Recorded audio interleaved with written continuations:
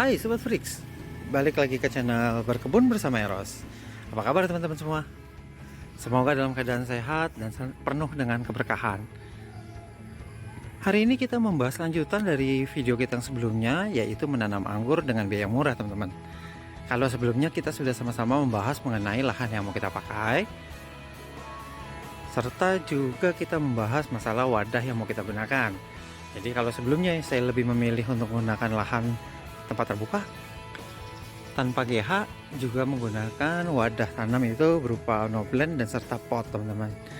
Nah, hari ini kita membahas mengenai bibit.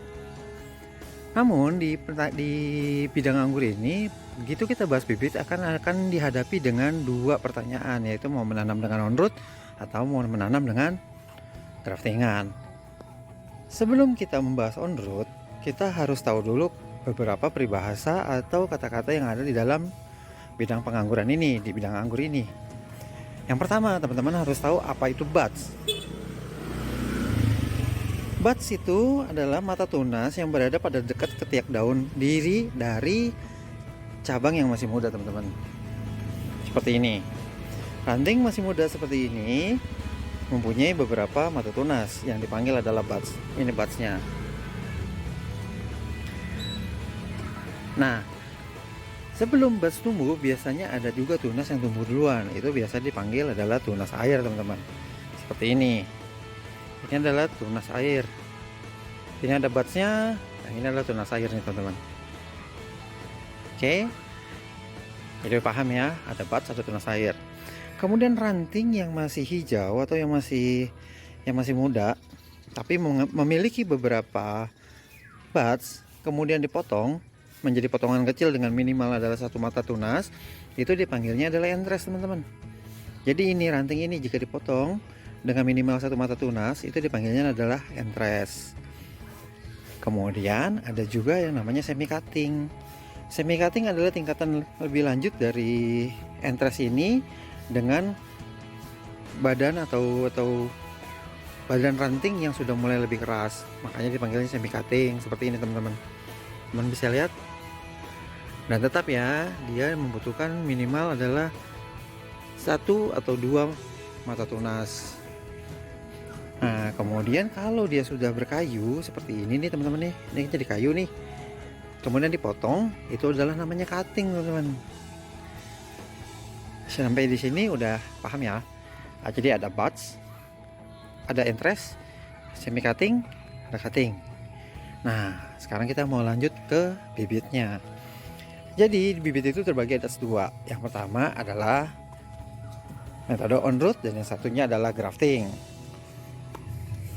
Lantas apa itu on root? On root itu adalah metode tanam dengan menggunakan batang kayu atau cutting dan sehingga tumbuh dan menggunakan akarnya sendiri. Jadi dari bawah sampai atas ini adalah cuma satu varian aja, teman-teman. Nih, jadi si tanaman ini menggunakan akarnya sendiri dari batangnya yang keluar. Nanti dari batangnya keluar akar dan akarnya itu bekerja untuk dirinya sendiri. Jadilah ini tanaman on root.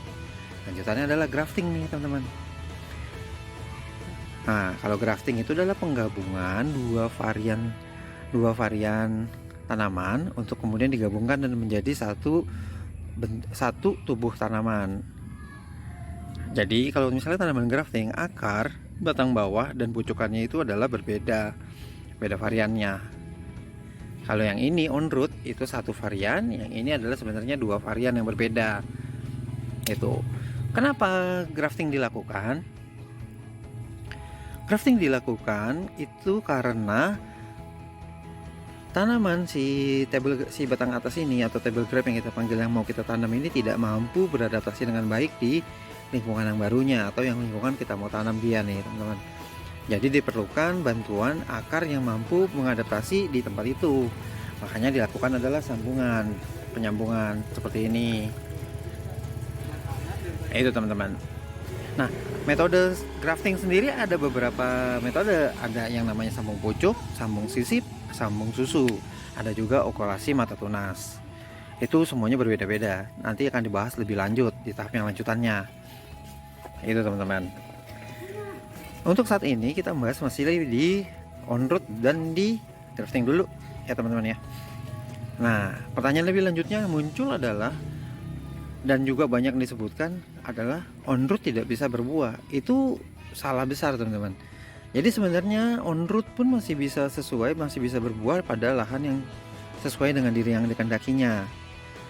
Namun ada beberapa varian memang sedikit lebih susah beradaptasi hingga membutuhkan bantuan batang bawah untuk untuk hidup ya jadinya, karena akarnya tidak bisa beradaptasi dengan baik tuh teman-teman. Makanya dibutuhkan adalah teknik grafting. Jadi kalau misalnya mau milih bibit on root ataupun graftingan, sebenarnya dua-duanya sih bisa-bisa aja, tapi kenalin dulu tanah dan lingkungan tempatnya teman-teman semua nih. Kalau teman-teman punya lingkungan yang agak susah buat tanaman beradaptasi, kita harus cari batang bawah yang mudah beradaptasi di situ, baru kemudian di grafting dengan pucukan yang kita kendaki. Gitu teman-teman. Tapi kalau teman-teman baru mulai nanam, bisa coba Jupiter, bisa coba Baikonur New, bisa juga coba Ninel Trans juga. Itu mereka adalah jenis-jenis tanaman yang bisa beradaptasi pada lingkungan kita di Indonesia nih, terutama sih di Bekasi yang udah saya coba ya. Itu teman-teman. Udah jelas ya sekarang. Jadi tanaman on root masih bisa berbuah, tanaman grafting juga sama. Lantas berapa lama atau perbedaan kecepatannya bagaimana? Sebenarnya perbedaan kecepatan itu sangat tergantung banyak sekali kondisi teman-teman. Misalnya gini, kalau misalnya kita hitung on root berapa lama berbuahnya, itu kan tergantung dari perawatan dan tumbuhnya ini sendiri. Kalau dihitung dari tancap cutting ya pasti agak sedikit lebih lama dibandingkan yang grafting. Nah, yang grafting sendiri itu juga ada beberapa kondisi yang menentukan. Contoh seperti ini, misalnya si batang entrestnya itu udah siap berbuah, kemudian batang bawahnya juga dalam kondisi yang bagus sempurna, mungkin tanaman itu bisa lebih cepat berbuah. Yang pada di sini pernah saya coba adalah paling cepat itu 2 bulan teman-teman, dari mulai tanam yang udah seperti ini, 2 bulan kemudian udah mulai keluar buah dan keluar bunga dulu pertama, baru kemudian keluar buahnya. Itu teman-teman. Nah, untuk yang bibit grafting juga ada beberapa kondisi yang perlu diperhatikan oleh teman-teman nih. Ya, yang pertama adalah bentukan bibit nih, seperti ini nih teman-teman. Jadi bibit itu teman-teman harus pilih yang seperti apa. Oke, saya akan kasih tahu sedikit teman-teman ya. Yang pertama, untuk bibit-bibit yang dipilih itu lebih baik adalah minimal tingginya 40 cm teman-teman. Minimal 40 cm, baik itu on root ataupun dia graftingan seperti ini. Minimal 40 cm dari lantai ke atas, 40 cm minimal. Kemudian yang kedua teman-teman harus perhatikan adalah panjang internode. Nah, tempat dimana buds itu berada kita panggil namanya node. Ini node, ini juga node. Nah, di antara node itu ada namanya internode. Ruas internode di atas dan di bawah ini harusnya mendekati sama, baik itu besarnya juga panjangnya. Kalau dia sama berarti kemungkinan besar tanaman itu adalah tanaman yang sedang sehat teman-teman. Ini contoh. Nah, seperti ini baik nih, ini karena ini ruasnya hampir sama, panjang internode-nya hampir sama ya. Itu yang pertama teman-teman harus perhatikan. Oh, itu yang kedua, maaf itu yang kedua. Yang pertama tinggi adalah 40 cm minimal, ruasnya antar internode juga seimbang, dan kalau bisa agak panjang.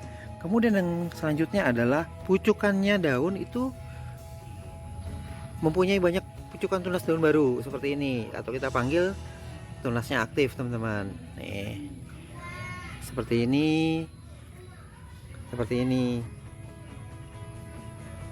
tunasnya aktif, pucuk daunnya aktif ya, itu adalah bibit yang baik. Kemudian yang lanjutannya adalah kita perlu perhatikan juga tanaman itu tegak ke atas teman-teman. Nah, seperti ini tegak ke atas ya kan, ini tegak, ini juga tegak, ini juga ke atas. Hindari tanaman yang atau bibit yang tumbuhnya di samping teman-teman, yang seperti ini, menyamping seperti ini, itu dihindarin baiknya.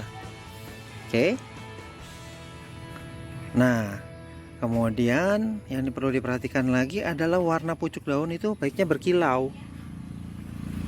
Teman-teman nih bisa lihat ini berkilau, ini juga berkilau, ini juga berkilau,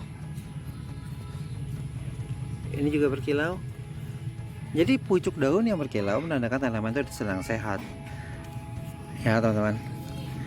Nah ini juga ada contoh bibit yang teman-teman perlu hindarin, seperti ini, ruas terlalu pendek, bentuk tumbuh juga menyamping teman-teman. Nah ini adalah contoh yang bibit baiknya dihindarin, seperti ini. Pucukan daun juga agak kusam dan tunas daunnya tidak aktif tuh, cuma ada satu. Jadi ini akan membutuhkan waktu lebih lama untuk beradaptasi tumbuh teman-teman. Oke, udah jelas ya teman-teman ya untuk yang inian. Nah kemudian untuk yang grafting, kalau bisa teman-teman cari yang benar-benar adalah sambungannya lurus teman-teman. Kalau misalnya teman-teman belinya yang apa namanya, sambung sisip, teman-teman harus benar-benar perhatikan dia itu sisipnya atau dia sudah mulai menyatu. Hati-hati kalau misalnya ketemu tanaman yang tidak menyatu dengan baik seperti ini. Yang ini dia itu menyatunya bukan berdasarkan satu jaringan, tapi dia akan mengeluarkan kalus dulu, kemudian menempel di batang bawah gitu teman-teman. Yang terjadi adalah nanti kemungkinan besar batang bisa mati setengah, dan atau kemudian juga si tanaman ini akan kurang maksimal pertumbuhannya teman-teman. Itu untuk hari ini di sini dulu untuk membahas masalah bibit. Nah di video berikutnya kita akan membahas masalah media teman-teman. Jadi kalau masih ada pertanyaan mengenai bibit yang baik, silahkan tulis di komentar, mudah-mudahan saya bisa menjawabnya. Oke teman-teman, itu dulu untuk hari ini, sampai jumpa lagi.